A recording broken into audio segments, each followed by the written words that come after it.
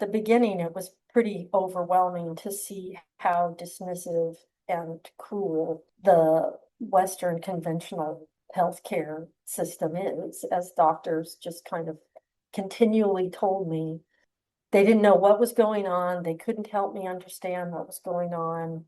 And, the only thing that I could do was take one of these three pharmaceuticals for the rest of my life. I'm not just a good doctor, you're a good patient, and that means something to me. He said, I know that you'll listen. I know that you'll actually do what I asked you to do, that you'll try new things, and that you don't think I'm a magician, that I can just wave a wand and make it all better, but you'll work with me. And that's exactly what happens inside of our system, and what's going on with pharmaceutical companies that want to create drugs that people find themselves addicted to because they need you to be sick. What happens when the body suddenly stops cooperating with the life you've carefully built? In this conversation, we explore a woman's journey from artist to patient advocate, the lessons learned while living with epilepsy, the importance of caring and listening to our bodies, and what it means to search for care in a health system focused on profit. Today's guest, Holly Eckert, grew up in a small mountain town in Idaho and discovered her love for dance still in her childhood. Healthy, strong, and thriving in her mid-30s, Holly's life took an unexpected turn when she began experiencing uncontrollable seizures.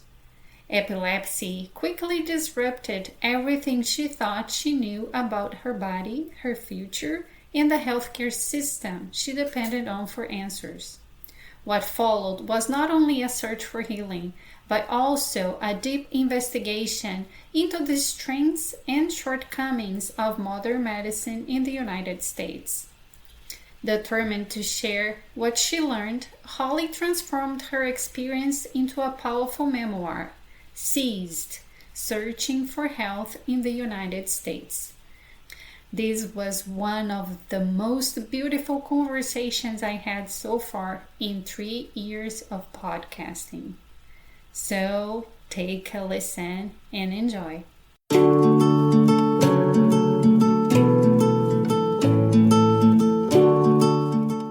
Welcome to Good is What Makes You Feel Well, Mama Terra's podcast. Each week, we will explore topics that impact your physical, mental, emotional, and spiritual health through inspiring transformation stories.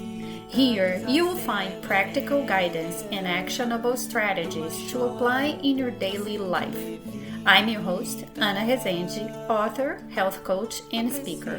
I'm here to help you protect your energy, strengthen your well-being, and thrive through life's transitions. Speaking of life transitions, I would love for you to go to Amazon and check my book, Living Your Best Life in College, which I wrote as a guide for young adults transitioning from high school to college. If you are a student, a parent, a teacher, or someone who cares about well-being, this book might be a game changer. Now, let's dive in and discover all the different ways you can feel well. Vista transcende, levita. Hello, Holly. Hi, great to see you. Good to see you too. Welcome to Good is What Makes You Feel Well. Yeah, I'm glad that you're doing this kind of thing and getting people out telling their stories and helping each other solve problems as well. Yeah, so for us to start our conversation, I would like to ask you what, in this moment of your life, makes you feel well? Well, some of the greatest things that make me feel well are, one is meditation and make sure that I engage in focused meditation regularly. And also acupuncture is still something as a therapy that has been very helpful in my health healing and maintaining my health. Yeah, that is so good to know. Meditation has been really great for me too. Mhm. And I have been talking to doctors that do acupuncture. They have been telling me fantastic results that they get with their patients. Mhm. So I'm glad to know that it works for you as well. Yeah.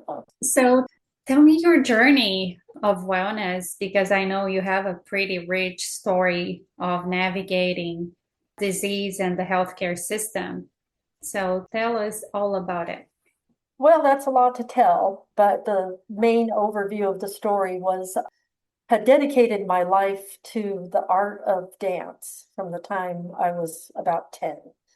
So I was an athlete and I was an artist and I was, working hard and probably pushing myself too hard as a young woman. I was, living off of coffee and working out a couple of hours of a day and, I was pushing.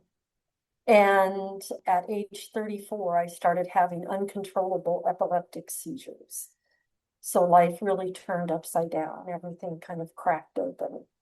It was not something I ever imagined myself facing, but it did give me an insight into how dysfunctional the United States healthcare system, because I was very quickly overwhelmed by care that wasn't making any difference to me. It was unnecessary care, very expensive care, and I wasn't finding care that would actually make positive impacts on my illness.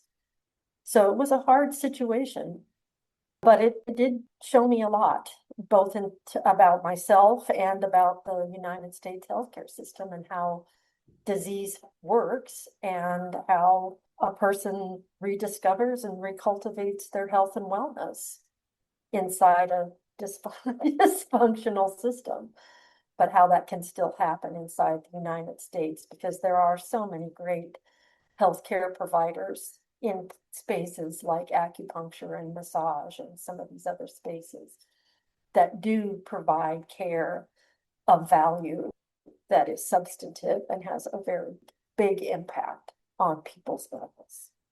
Hmm. So, how was for you the journey since you were diagnosed with epilepsy up to the point you found solace in acupuncture and meditation? How long was it? Yeah. Probably a couple of years, really. I mean, I was lost for a couple of years. I was just having a lot of seizures and finding myself in hospitals with doctors who just prescribed the same medication to me over and over again. When I took the time to research the medication, I discovered, of course, that it had real consequences and side effects, and that I needed to take all of that into consideration when I decided, what I was going to do with care for my disease.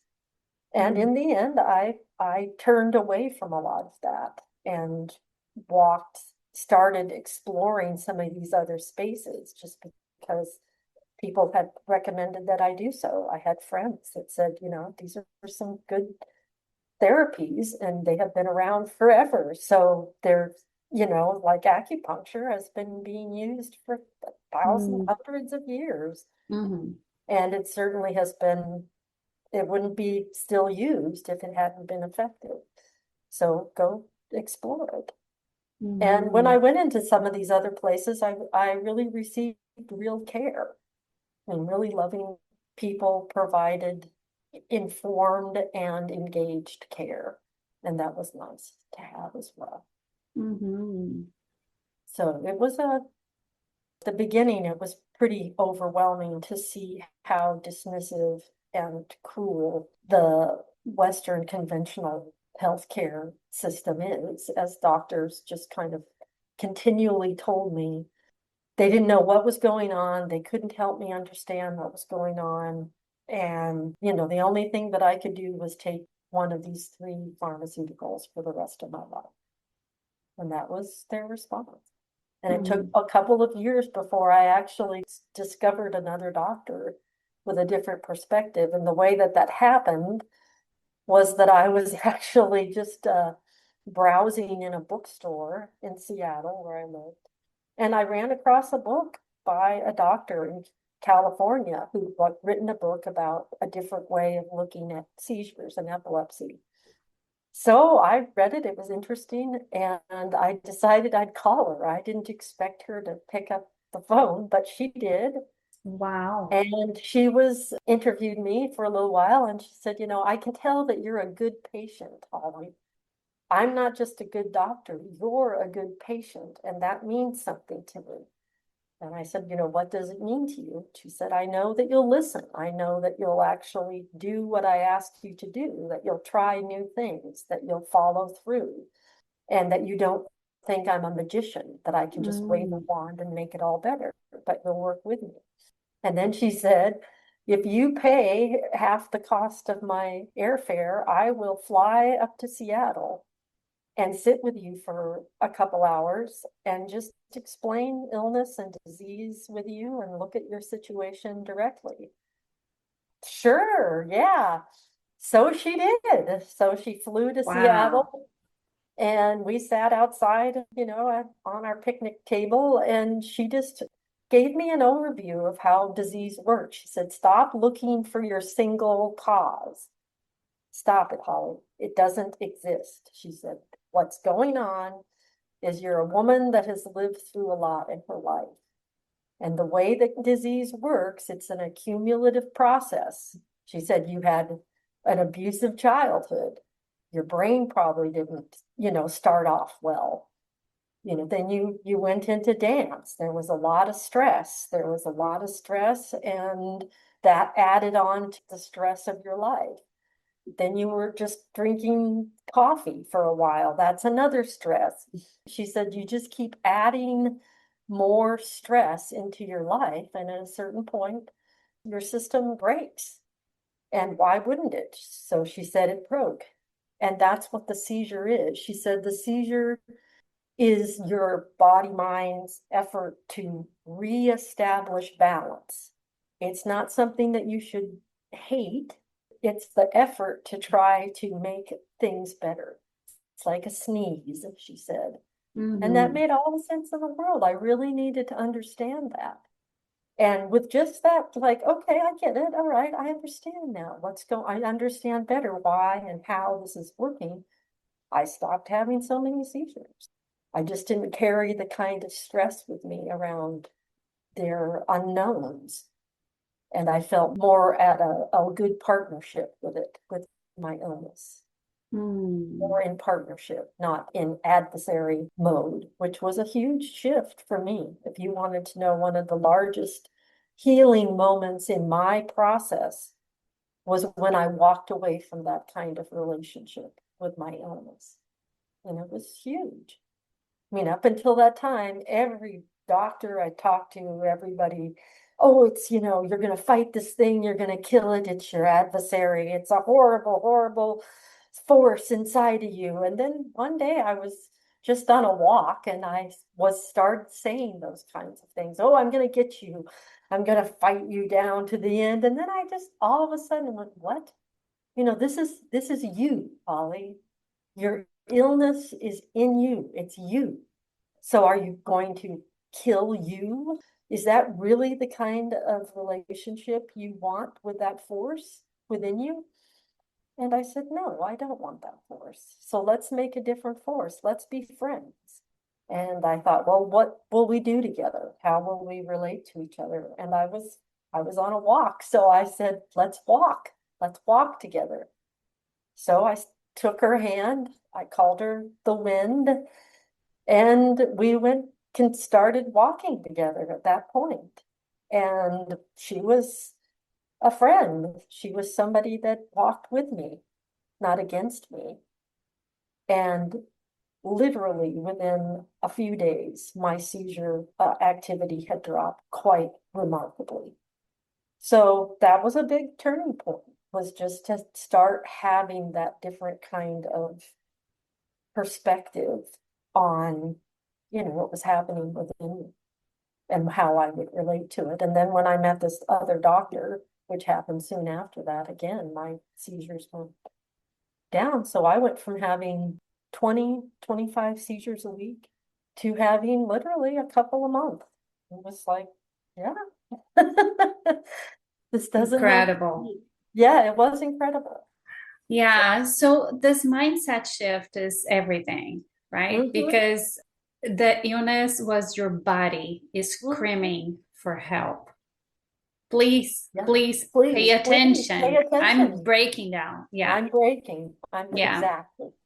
I'm breaking and take care. Take care of Mm-hmm. me. Don't hate me. Don't, Yeah. Yeah. punish me. Care Yeah. for me. Care for me. And, I came up with ways to care for her. It was the wind. One of the biggest things that when we first started that we did together was go for walks. Uh-huh. And she would go with me as I went on long walks and we would look at things together and, think about how we felt. And to when I could listen to her and hear her speaking to me. So I would say Mm-hmm. things like, okay, wind, tell me what you're thinking today. Let's walk. You talk to me. She would say things like, I'm feeling kind of overwhelmed today, Holly. I mean, I heard these kinds of messages through my mind body. It was like, okay. Somehow I would just say them to, as I was walking, I'd say, okay, I hear that you're overwhelmed today and that you need time to rest. Let's make time. I will make time for more rest in the next couple of days. And I would. Or I would make more time for more meditation and these kinds of directives that she would offer me. I mean, one of the Mm. first things that she started asking me to do is swing her. And so we were in a park and I was like, okay, let's swing. So I would get on the swings, the children's swings, and just go for these long swings, and it really made my brain and my body feel better. It was kind of like being rocked or something, it was amazing. Wow. That is so powerful. That Yeah, it is was inner nice. child work, deep inner child work. Oh yeah, no, for sure. And I loved to swing when I was a little girl. So she was also present. I mean, little Holly. And that was something that started to be part of our whole conversation between epilepsy was that there was a child, Holly. There was who we called little Holly. And she would talk about, feeling tired or whatever it was that she was feeling. So she was there as well. Because you started dancing at 10. So it Yeah. was part of your childhood, all that Oh stress, right? yeah. Well, and I also was, at 10 was with parents who didn't support any of that. I mean, my mother called me conceited and stuck up. That's what she said to me from the time I was 10 up until, into my 20s, that I was mean and conceited and that I needed to get over myself. And that was how she saw, perceived my dancing and work on the stage, that she saw Mm. this conceit.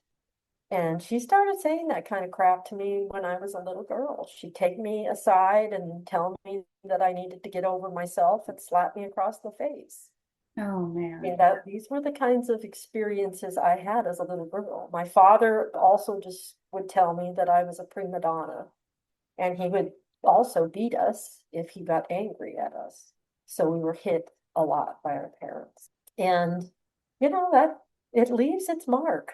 Oh, yeah. And I believed I had gotten through it all and nothing, there was nothing that was left behind, that I had escaped all of it. And it was hard for me to have to recognize that I didn't, it Yeah. was there. And I had to address it and talk about, deal with the fact that I needed and wanted parents and wanted parental approval. And I had never received it. And that was a hard thing to have to recognize, is that stuff, it's there, it lingers for a It long time. lingers, it stays in the body. It stays in the body. The trauma Oh, it stays in the body. yeah. Even if we Yeah. try to hide it, forget it, it's there. Mhm. Yeah, So we have to just move it. And that is what your seizures are doing. It's exactly. moving the It's energy. moving it. Exactly. It's moving And all the that's who memories. she became. I mean, when I started talking to her, etc. I mean, she was a force that moved through me. She was a force. She still is. She is a force. And I respect her for that. She's been a very important force in my life. She's taught me a great deal about myself and about my culture. And some of it's been hard to learn, but she is a force. And I really have appreciated her teachings. They have given me insights into things that I would, you know, had never seen or known before. Mhm. And that was hard. You know, it's been an interesting journey, like you say, like you call it, a journey. Yeah. The doctor that first explained the whole process of disease to you, Hmm. was her the person that suggested meditation and some other stress management tools? Yeah, no, she did. She also said these are some things that other people that have walked with this illness have found very Helpful. helpful. And I'd already started studying and looking into some alternative therapies. I hadn't begun using them, but I did very soon after that. And it made a big difference. Mm-hmm. Yeah, so it was but a big part of it too was just acknowledging how much my childhood had influenced my susceptibility to chronic illness. Oh yeah. Oh yeah. Yeah. Mm, Unfortunately, that is a reality. yeah, It's in our society. Yeah. All of us, exactly. we do have, I mean, bless our parents, because my parents, I went to the same journey. My mom do have a mental illness, and she has struggled with that her whole life. And she was beaten up, so she didn't know better. I think she did the best she could, because that is what she received. That is Hmm. all she knew she could give. So it's a whole cycle of abuse that comes generation through generation. Yeah, no, And for sure. I think that about my mother too. I mean, I think she was not prepared to have six children. mm, You know, she could get pregnant and have a baby, but she didn't have parental skills to manage that situation. Neither did my father. And I have more compassion for them as I've gotten older and recognized how hard and challenging it is to be a parent, and that she just, you know, at the time, she thought she was doing the right thing. She was having babies and that it would all work out. And it didn't.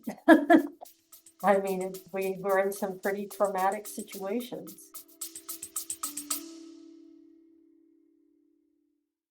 if you are enjoying this episode but don't yet understand the multidimensionality of health, I created a free ebook to help you.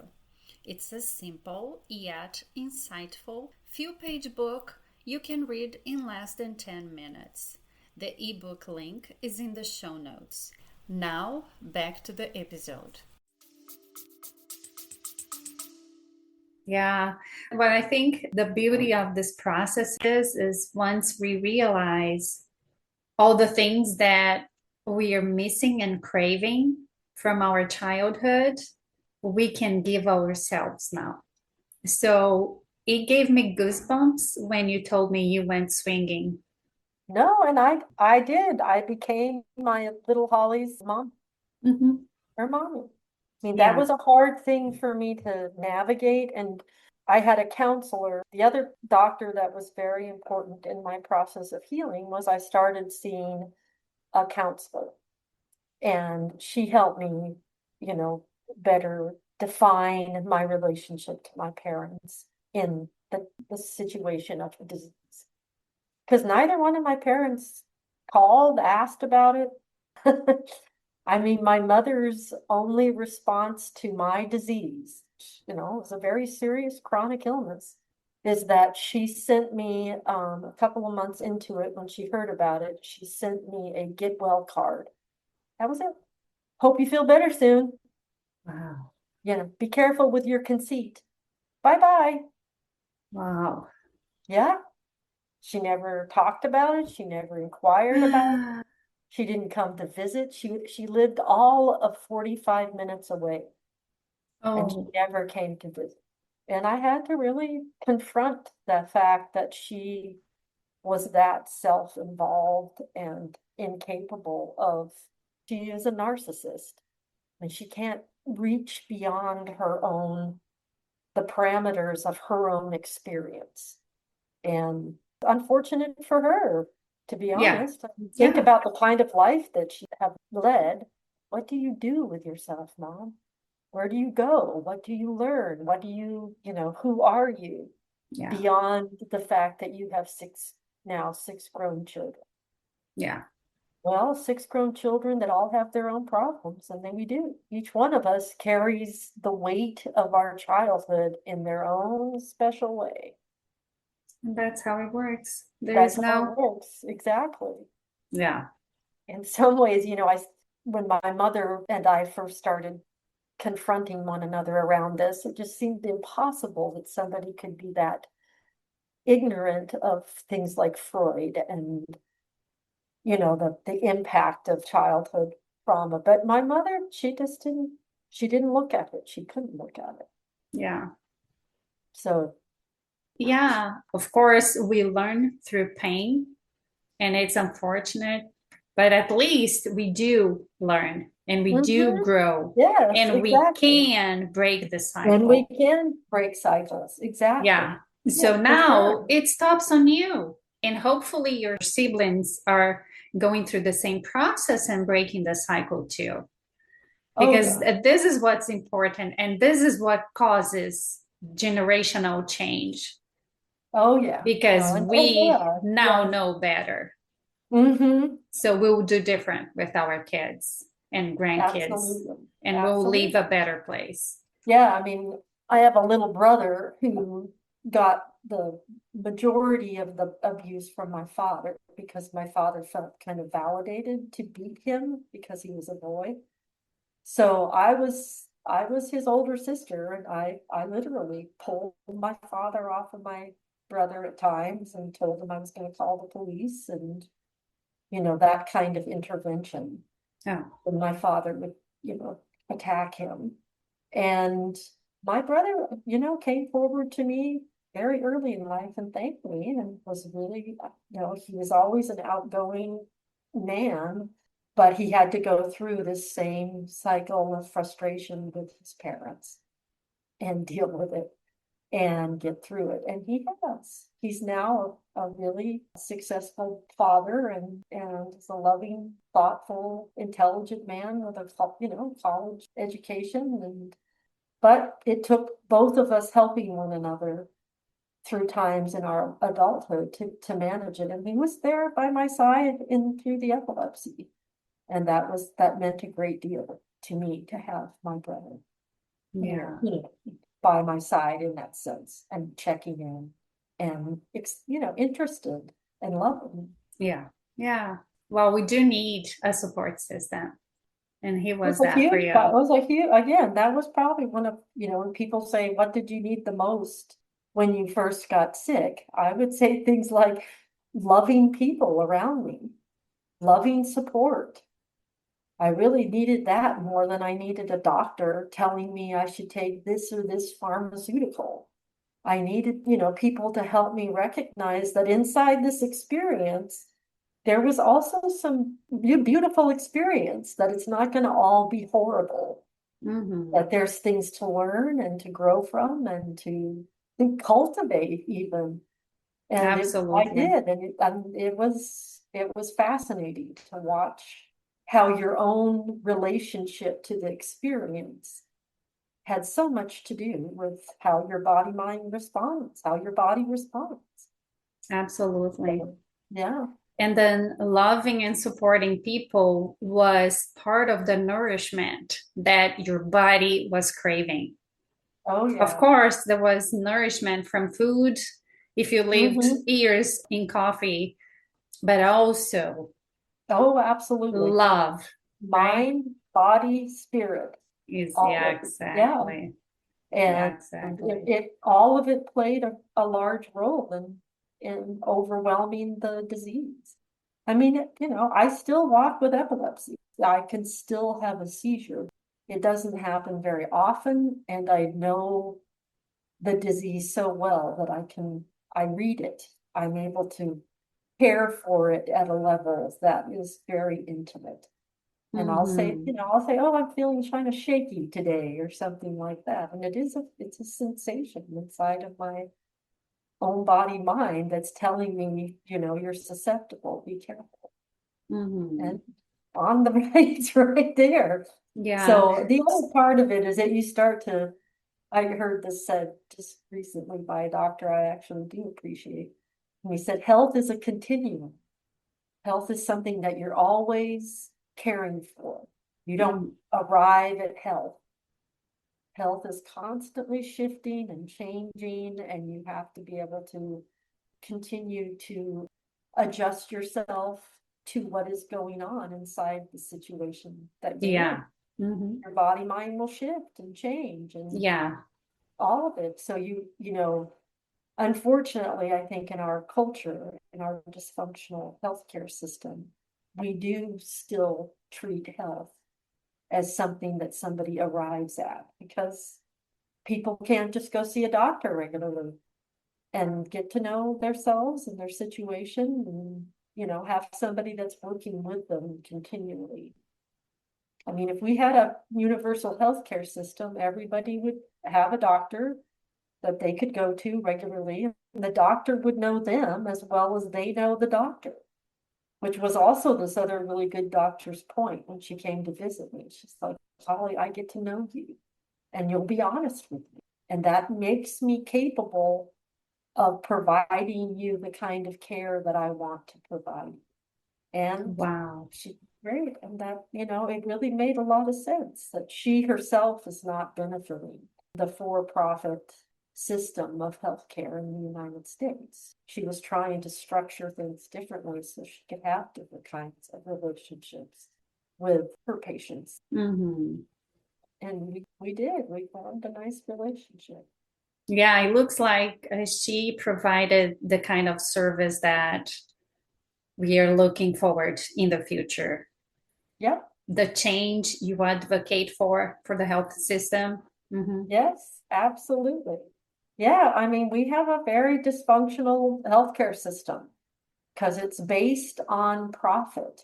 I mean, if you just think it through, a functional, effective healthcare system that's based on the assumption that somebody is benefiting from somebody else's pain and disease. It's It's not going to crazy. work. It's crazy. It's a Exactly. crazy premise. Yeah. It is, yeah. So somebody else is needing and benefiting from another person's illness and Pain. dysfunction. Yeah. Yeah. So of course they have a desire to keep that illness and dysfunction going.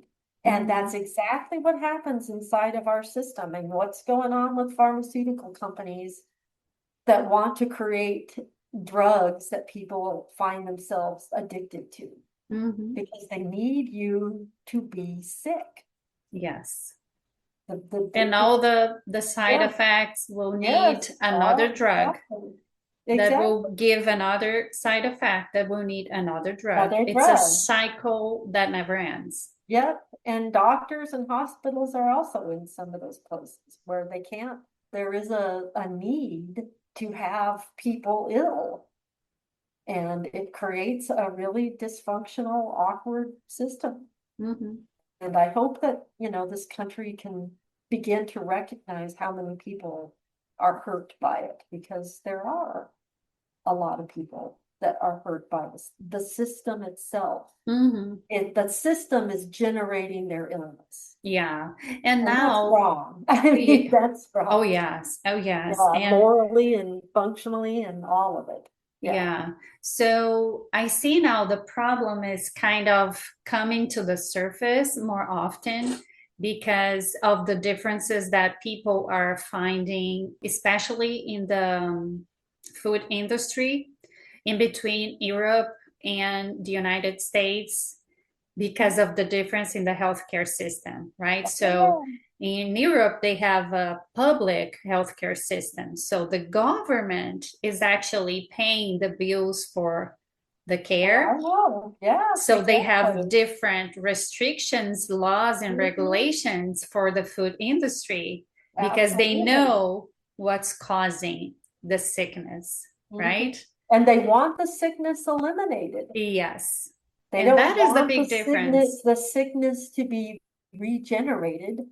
Yeah. And it's a really dysfunctional need inside of our system. Mm-hmm. And it needs to be changed. I mean, good healthcare providers will talk about it directly because they don't like working in those kinds of circumstances because it really limits their ability to make choices and decide what they would really like to choose for this patient, Yeah. or they can't really do their job as well as they wish they could Yeah. because it's so restricted by these other concerns. Mm-hmm. And another change that needs to happen is how we are educating those doctors, right? Because the Absolutely. because the medical school, what they are learning is exactly this: find a diagnosis and prescribe this drug. Exactly. That is what they learn. Mhm. So No, I mean, and we've got movements inside medicine now. I applaud the they come out of Mark Hyman's, Dr. Mark Hyman's, mhm. Uh, um, to address the whole picture of a person's illness and not. the integrative medicine. Mhm. Yeah. Integrative medicine. So Yeah. yeah, Yeah. I I mean, I think, there are lots of different movements, and I think lots of good healthcare practitioners are engaged in getting the system to function better. I think so. So Yeah. yeah, I see a lot of hope Mhm. in this movement, Yeah. but of course, it's not going to change as fast as we want. But at least I think it's moving into the right direction. I think so too, to be honest. I feel like there's an energy inside of it of this isn't working. Hmm. And people are moving more and more toward trying new things and discussing other options. Yeah. I mean, if we didn't have leadership like, I'm gonna say it, Trump and the mega right, you know, we would be in a very different place. I mean, I think we were moving in that direction, even with Obama and Biden, just being able to say openly, let's talk about a different way of organizing healthcare. And now we don't even talk about healthcare Mm-hmm. because they have overwhelmed those kinds of real fundamental issues by other concerns, like that are really insignificant when you look at it Mm-hmm. directly, like Mm-hmm. immigration. Mm-hmm. Okay, now we're all going to talk about immigration. Well, it has nothing to do with your health and wellness Yeah. as a It's a citizen. yeah. But it's a It's a distraction manufactured, it's called manufactured concerns. to Yeah, distract people yeah, from the to real distract from problems. the real problems, exactly. Yeah. And I mean, I hope that people I think that people are starting to feel that more in their lives and that people will turn away from it. But we'll Yeah. see. Me too. Yeah. And so we still have hope. Yes, we do. Yeah, let's talk about your book.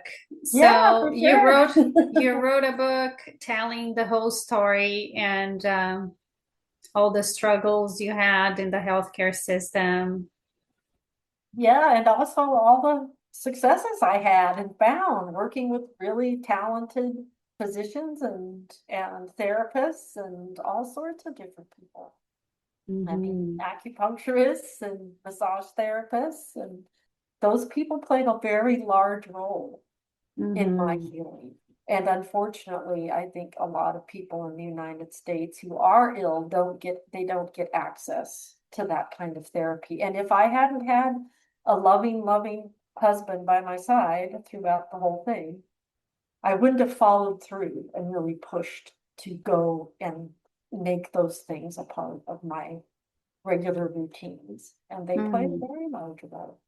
yeah. So, you know, there it is. Mm-hmm. And but my book, I'm very proud of my book. It's my personal story, but it's more of a sample of a personal story.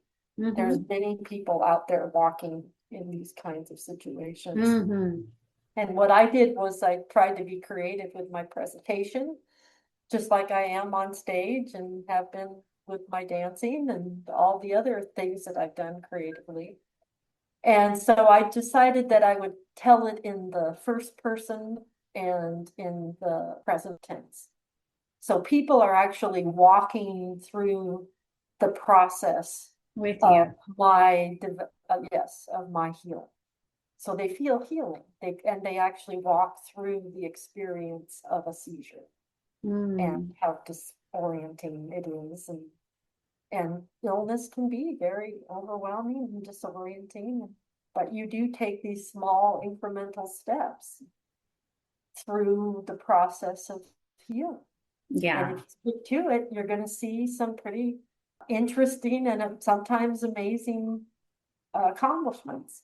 That is something that inside this book, the reader is experiences because they're walking through it in the present tense, and Mm-hmm. things are unfolding as they actually did, and they feel, Yeah. you know. Yeah. And how long have you been dealing with this, Holly? Well, it's going on, the first seizure that I started having was in 2006. So it's been quite a while. It's been almost 20 years. Yeah. It started having the seizures when I was 34 and I'm 58 now. 19. 19. There you go. 20, Yeah. 15, 20 years now. Yeah. So I know it very well, and it's been with me a long time. So have you stopped dancing then? Retired from professional dance in my early 40s. But I Mm-hmm. danced for a few more years after I started having seizures. I couldn't do the kind of work that I once did on stage, but I could still choreograph.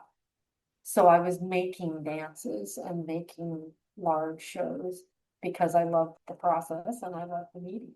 And then you kind of run out of, most dancers kind of run out of steam somewhere in their early 40s. They just can't keep up the training and what's required of you to, get your leg up to your ear and flip over backwards and all the things that you were doing. Mm-hmm. But I love the medium and I still do. And I still enjoy just having a little dancing time. It's still a big part of my psychology and my identity. And it will be until the day I die. Mm-hmm. And So do you keep dancing your wellness routine then? I dance basically as just part of, like when I do yoga, I will dance. Sometimes I will dance and just make up dances and choreograph small pieces of combination, you know, just Mm-hmm. just have a nice time. I do Yeah. that when I work out. So Yeah. it's an integral part of who I am. Uh-huh. And I just like to dance. So, like now I've also included into my life some social dancing, which was something I never had time with for as much when I was dancing professionally. Professionally. Your room rehearsals, your training, there's a lot going on. But I now have time to join a square dance club, which I did. Mm. And it's just fun, to know a form and to be able to, I mean, I pick that kind of stuff up so fast. Oh, yeah, I bet. But I enjoy the time. I really enjoy, you know, what I call communing with others through movement. Uh-huh. And I'm hoping to get some artistic dance going in the community I live in right now, which is a small West Virginia town. That's where my husband and I ended up. It's called Wheeling, West Virginia. It Mm-hmm. once was a steel mill town. Mm. But there's good people here, lots of nice people, and get things, trying to keep things going. And I started helping out at a food and clothing bank that is operated by some really good people who live their mission, who are true to their mission.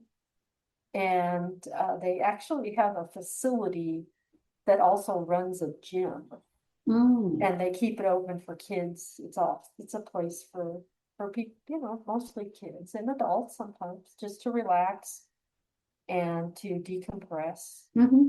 And I'm gonna try to get some dance series going that I would like to just explore and just, give people an opportunity to explore artistic dance. I mean, it's not something that people, I mean, they think they know, but they don't.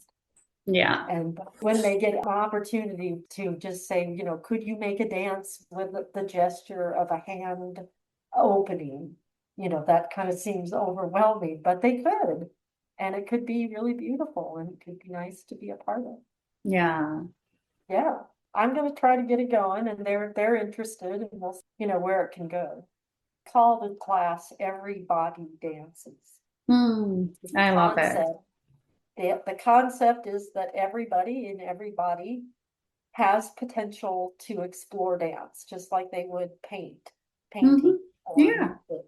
Because dance And is just another way of expression. exactly, it's a There is movement. no certain move. You just move your No, body the way it makes you exactly. And feel there are well. other, I mean, I think people forget that there are so many other elements to the medium, like rhythm, dynamic, weight. There's a bunch of things that you can play with inside of the medium that don't require that you do a really gymnastic or athletic movement. Hmm. And you can make very meaningful, beautiful dancing Hmm. by coming up with a subject, even just that.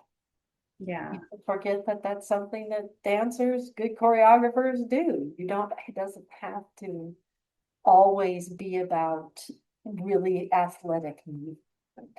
Hmm. Yeah, absolutely. So I Yeah. hope that we can get it going. And the idea is that everybody and everybody can dance. So come along, give it a go. Oh, that's such a good plan. Yeah, Mhm. that's such a good plan.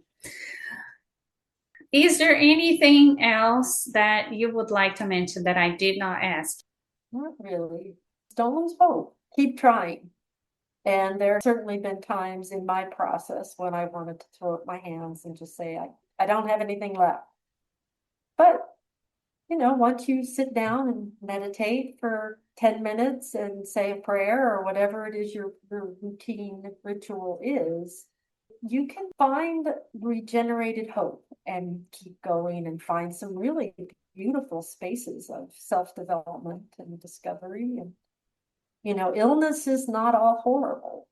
I mean, I know myself better now than I ever did before I was ill. It's taught me a lot about, again, like I said, about myself and about my culture. I didn't know that this culture was in such a horrible situation until I had to deal with something as challenging as chronic illness. Hmm. So sometimes Yeah, lessons it's are it. hard to learn. Yeah, Yeah, it's definitely an eye-opening huge. Yeah. situation. Yeah. So on that note, let me ask you, you said there's been almost 20 years that you have been living with this disease. And of course, we know that healing takes time. If that is a disease that was building up in your body for 30 years, it doesn't go Doesn't away. just go, yeah, Yeah, it which is takes time. exactly what I think good doctors wish more patients recognized when they came to see them. Is that I can't just, snap my fingers and make this go away.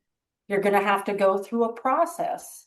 Can be frustrating at times. It can. Yeah. It can also be illuminating, Hmm. interesting. Your I body mean, has what to I find balance again. Yeah. and that's a beautiful way to say it, is that health is a place of balance. And Hmm. everybody, whether they have chronic illness or not, Oh, yeah. has to manage that balance. And it's a challenging experience sometimes, whether you're doing really well or not doing anywhere well. Mm-hmm. So that's, people, everybody's on their own continuum. And it is always a shifting, changing experience. And, when I say that, it sounds to me inside my head, my body, mind, that I'm talking about dance.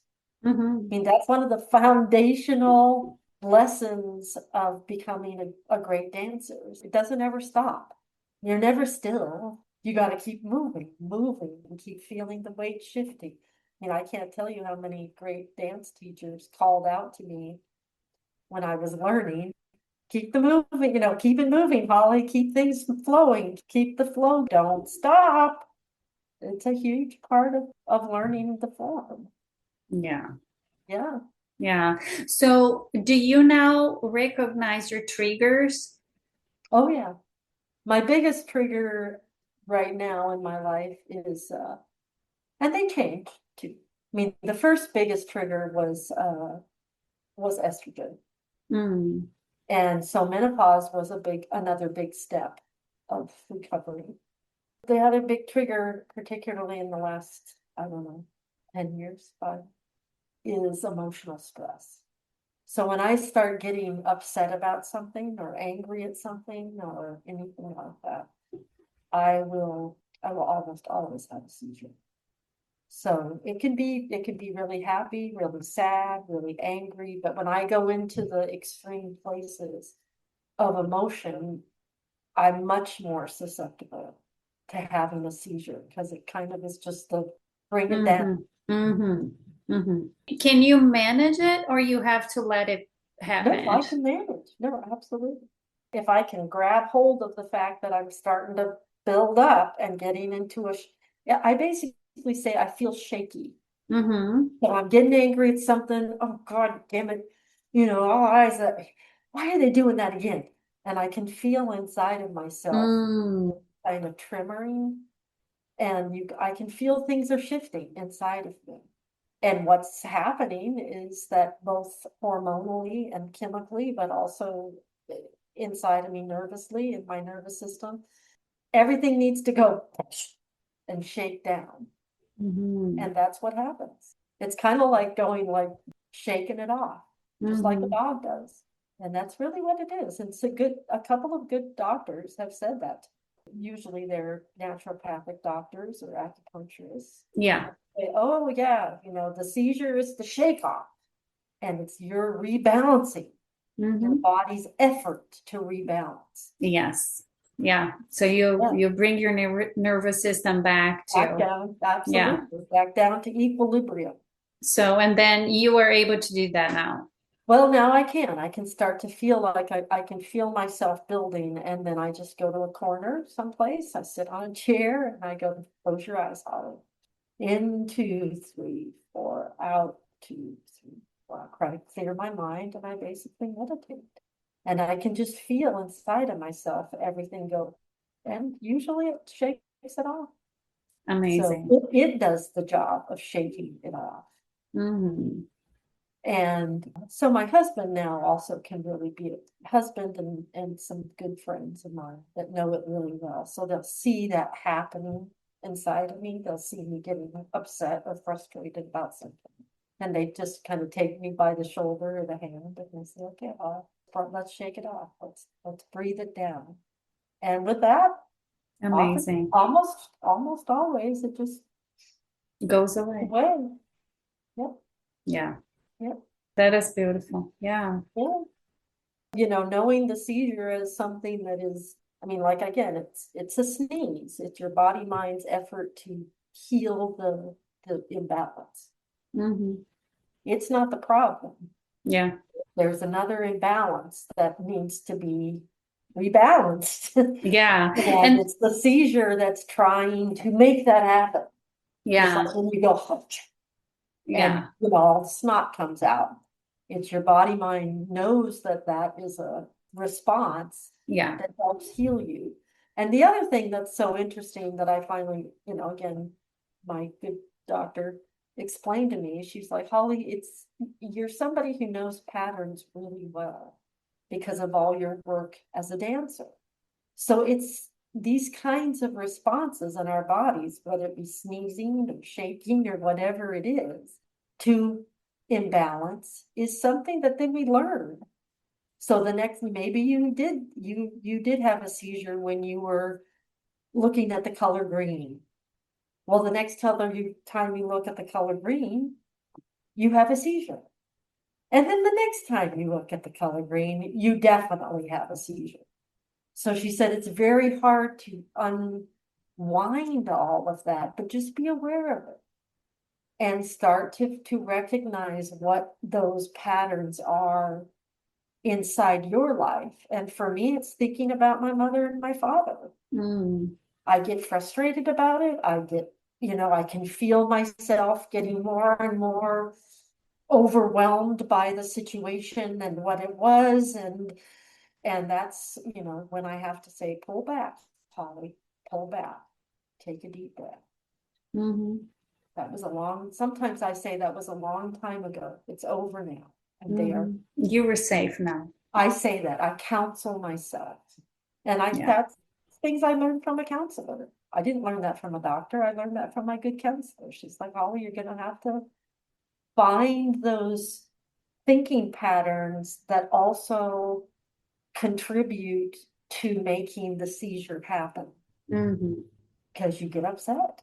Yeah. It takes you into an emotionally, and now we know very well, your state of mind is your state of body. The hormonal response, the chemical response is enormous inside the different emotional states. Yeah. It's going to have a large impact on people's chronic illnesses. Of course. Yeah, because it's not epilepsy alone. All the chronic illnesses are caused by imbalances that are just accumulating in the body. All of them. Yep. Diabetic, whatever it is. Cancer, diabetes. Yes. Everything. No, I agree. I totally. Yeah, it's just the way that body is communicating. Please. So take care of me. Don't treat it as something other than that. It has accumulated. So it's going to take time and effort to unpiece the different contributing factors in a person's life. And every individual's a little different. I mean, it's exciting and beautiful, but it can also be frustrating because it isn't easy at times. Yeah. That was a beautiful conversation. Thank you so much. Tell me now, if people want to buy your book, is it available on Amazon? It's available on Amazon, and it's also available under its title. It's called Seized: Searching for Health in the United States, or my name, Holly Eckert, Eckert. It's also listed on Ewing's Publishing, which is the latest publisher. Okay. They republished it a year ago because they found it and really loved it. And they're called, it's EWINGS, Ewing's Publishing. Okay. I hope people will go out and find it. It's around. You'll see it and find it. Yeah, I'll have the link in the show notes, the link for the Amazon, and then the publisher as well, your name and everything, so people can search for. And let's spread this word and keep this mission going, because that is what we want. And if you can get other people on, we need to tell more stories like that and give people hope. So they will find their way through, because there's no way out. That is a way through. Yes, there is. Yeah, well, let's stay in touch. And thank you so much for sharing so openly and so honestly and vulnerably everything that you shared. I appreciate that very much. Well, it's been a pleasure, and thanks for doing this and making these kinds of experiences available to people. So thanks for the programming. Thank you.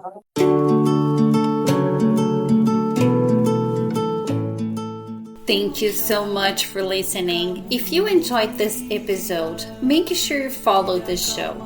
You can also share it with your friends, rate it, and write a review. Rates and reviews help the show go to the top ranks so more people can benefit from its message. See you in the next episode. Until then, remember, good is what makes you feel well.